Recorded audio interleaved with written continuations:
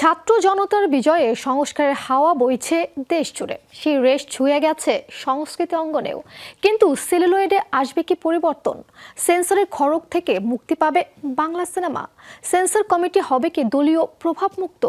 এবার বন্ধ হবে অনুদান সিনেমার ৯/৬। জাতীয় চলচ্চিত্র পুরস্কার রূপরেখাই বা হবে কেমন? এইসব প্রশ্নে যমুনা টেলিভিশনের মুখোমুখি মুক্তিযোদ্ধা, চলচ্চিত্র অভিনেতা, প্রযোজক, পরিচালক সোহেল রানার।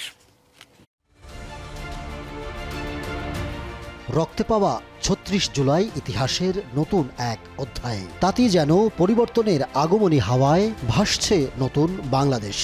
সংস্কৃতির আষ্ঠে পৃষ্ঠে জুড়ে সিনেমা। নতুন এই বাংলাদেশে কেমন হবে সিনেমা অঙ্গন?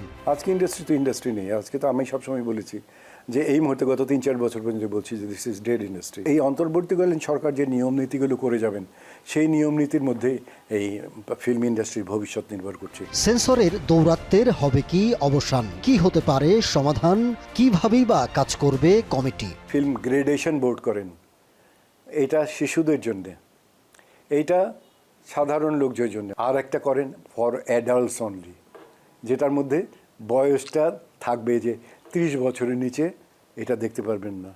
তাতে কি হতো?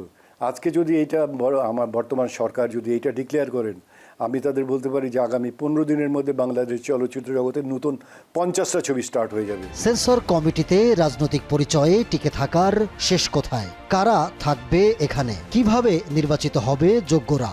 পার্টির মধ্যে অনেক ভালো লোক আছে, ভালো গুণের লোক আছে, তারা সুযোগ পাচ্ছেন। তারাই সুযোগ পাচ্ছে যারা সবসময় পায়ের মধ্যে ধরে পা ধরে সালাম করতে পারছে।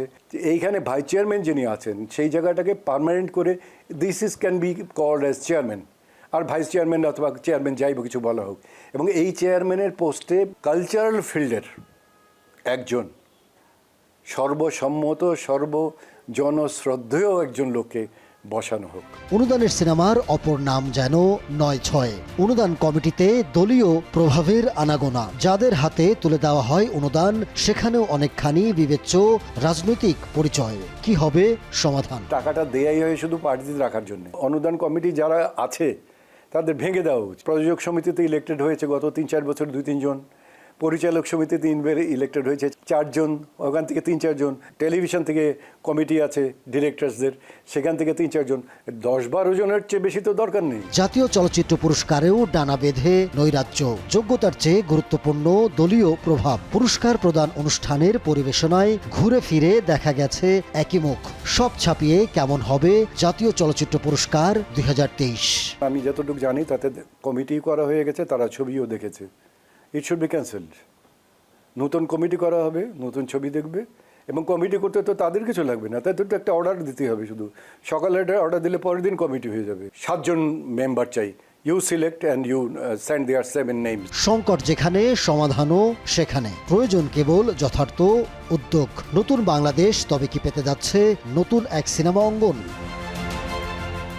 Ahmed Tawqir, showbiz tonight.